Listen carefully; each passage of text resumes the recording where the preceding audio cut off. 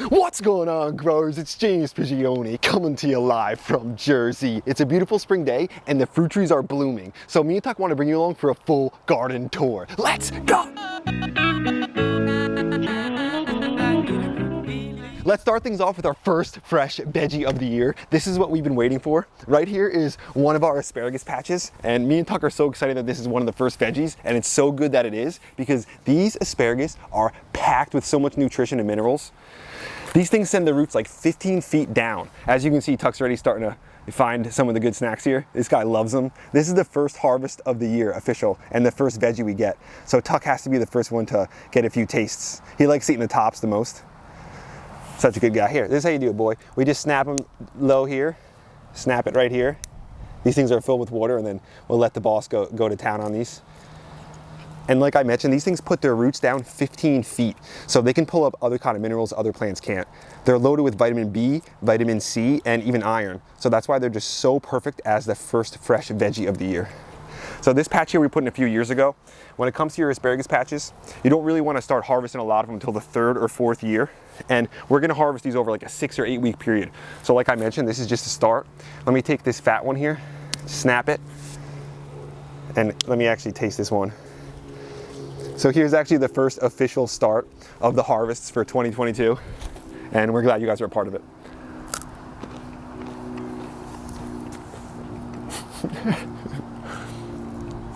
Asparagus growing fresh yourself, I mean, there is no point of cooking this. It's so sweet, it's like candy. Look at him, he wants even more. Give him one more little bite.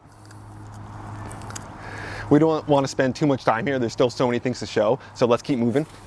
Next thing I want to show you guys is this Rainier cherry. Remember just a couple days ago, I showed you this was about to bloom. This thing is actually in full bloom now. The amount of bees that were on here is just absolutely insane. This is exactly what I love to see. One thing that's great about this year is the previous years we had some issues where we weren't getting that much fruit, and I found out the issue was that this tree was getting brown rot. So what would happen is I had some trees in this back corner here years ago. There were some plum trees and stuff that were back here. They had bad brown rot. They would flower early. They would then spread that brown rot to my cherry tree, which would get brown rot, and the flowers would rot before they can get pollinated, and I wasn't getting much fruit. I removed those trees. Now I'm getting better pollination on my cherry tree and replace these with great apple trees and one plum tree back here. This is actually a pluot. So this is the dapple dandy pluot, a bare root tree, just starting to wake up. So hopefully we get a lot of production out of this one. I'm excited for adding a pluot. Like I mentioned, I added a couple new apple trees this year. I added another Honeycrisp apple and another Liberty apple. When it comes to planting apple trees, I suggest if you're new that you get the Liberty apple into the ground. This is said to be the most disease-resistant apple tree on the planet. I'll show you what it looks like about 5 years into the future. This is a Liberty apple right here. I've gotten fruit on this one in the past, and you can just see it's absolutely loaded with flowers.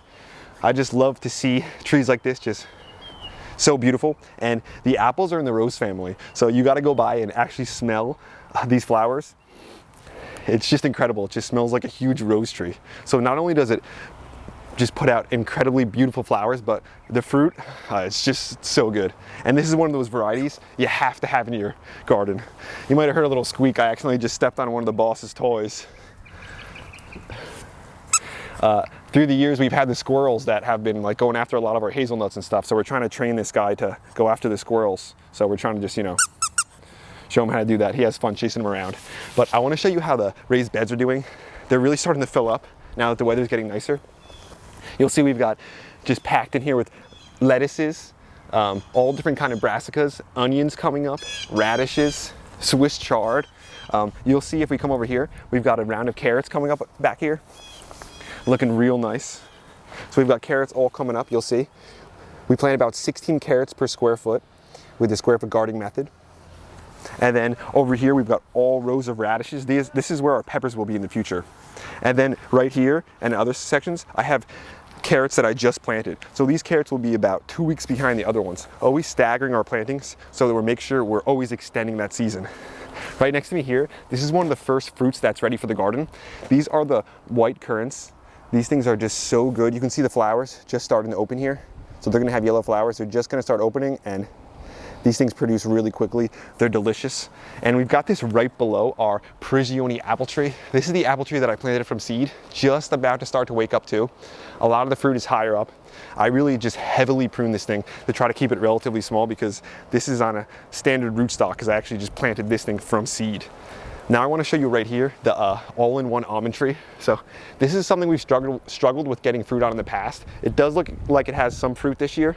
I can see some small almonds in there, all pollinated. You can see there. We're gonna have to come around and start spraying this tree.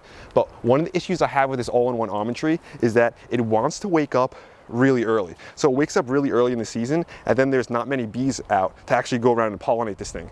So I just go around sometimes, just pollinate as many as I can with my hand, but it looks like we should actually get some almonds from it this year.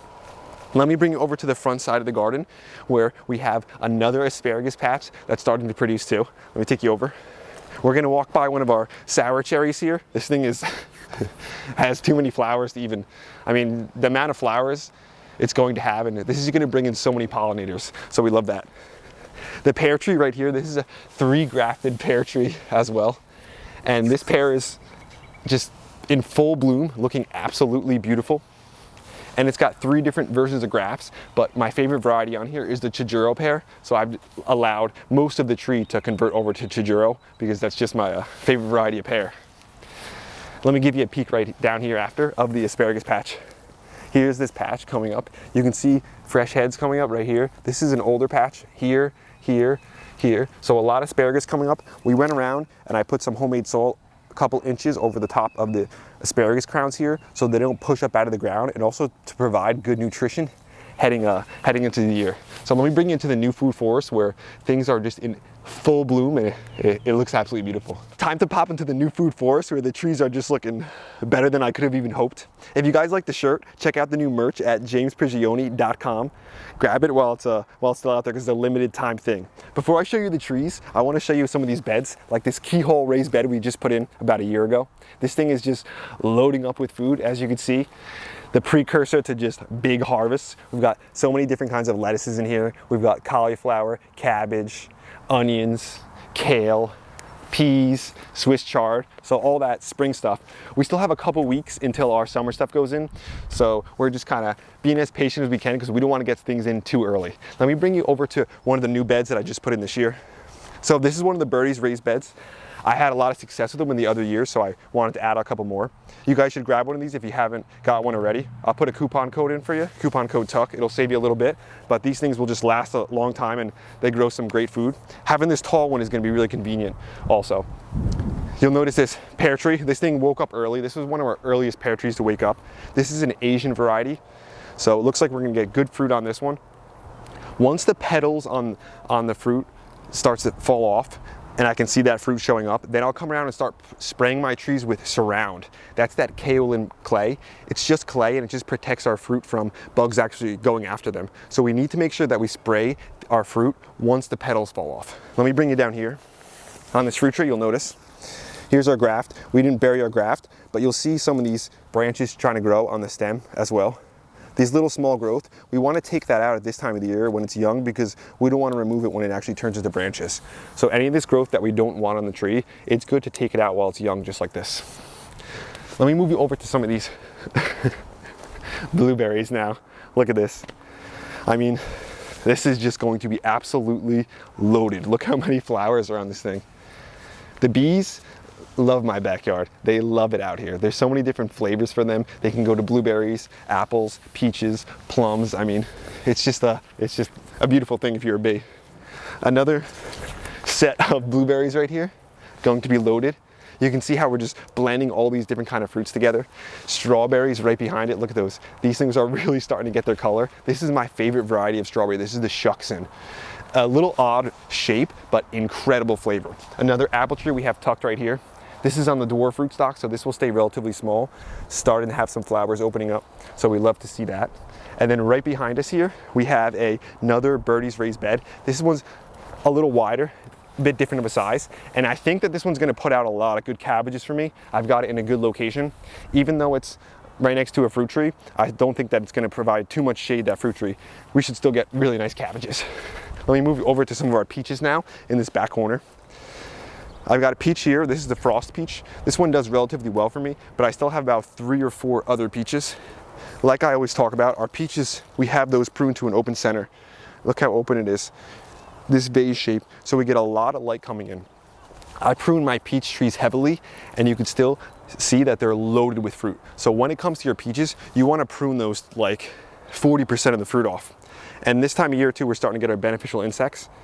You can see we've got some ladybugs hanging out in here. Oh, just flew away on me. But the ladybugs are showing up, which is a good sign. And like the other pear tree that I mentioned, once these blossoms start to really fall off and you get that complete petal fall, we'll go around with that surround kaolin clay to really protect our trees. It's just a protectant. So we have to put it on our trees before the bugs actually come. Let me show you a couple more of these beds over here.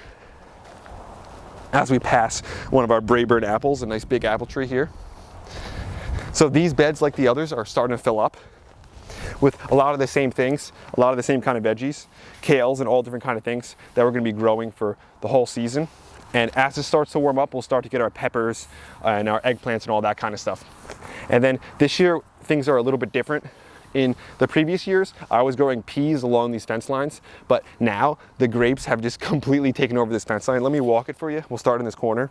We've got one here, and look, all these are just, this whole fence line is just littered with grapes. What we like to do is take our grape and bring it down pretty low. What's gonna happen is all the buds are gonna send up shoots of growth. On those shoots of growth, we're gonna have the fruit. So as the shoots come up to here, we'll have the fruit, you know, a good height for us to just go around and grab it, so it gets good light and gets good sun. So in the beginning, we could grow peas there, but now the grapes have gotten so big that they've kind of taken over the section. But that's kind of the design. We want to have the perennials really take care of us in the future, because those are the things that are going to last for a long period of time, that once we get them in, it's not a really lot of work. It's just kind of maintaining them, pruning them, and just keeping them healthy. The annuals take a lot of work. So once we have all our perennials in and we're waiting for those to produce, we grow annuals in a lot of those sections to get the most out of the space. Then the perennials get so big that they shade some of the stuff out, and the perennials produce for themselves. So it's really a system where we're always alternating things and switching things in and out, but we're always looking towards that big future perennial production. That's today's video, growers. Thanks for watching. Hope you enjoyed it. I hope you got something out of it. Me and Tuck are just so excited to be out here. The weather has finally turned around. It's spring, you know, the trees are blooming, the first harvests are coming in. So this is everything that we've been kind of preparing for and working for, all coming together. That's why this season it's like no other. Spring is definitely my favorite time of year. There's one thing that me and Tuck have been trying to think about, me especially this year. I want to try to make sure that I'm more appreciative and having a lot more fun in the garden this year, because I mean, to be able to be surrounded by this stuff, what could even be better? So I'm just trying to really enjoy every process of it, and I encourage you guys to do the same thing. If things don't work out perfect, because they never will, then just try to learn from that mistake and grow from it, and then just refine for next year. It's, I think, the best way to do it. Don't kind of get held up on some of the mistakes too much. Just enjoy the whole process, because it makes it even more fun. Every year we're getting better and growing more, so just kind of look towards that future if things don't look perfect right now. Me and Tuck want to thank a channel member, Donald Benjamin. Thanks for being a part of Team Grow for 10 months, dude. I mean, that's just so awesome. So me and Tuck just want to express our true thanks to you, and any of the new members too. It means a lot to me and Tuck to know that some of the things that we're creating, the value, you guys are getting a lot of it, and you're willing to give back for it. So we want to thank you for that. I want to also let you know to check out the merch down low. This is that spring merch, guys. Not going to be here forever. Grab one of those kneelers too. I'm really happy with the shirts. I love wearing them.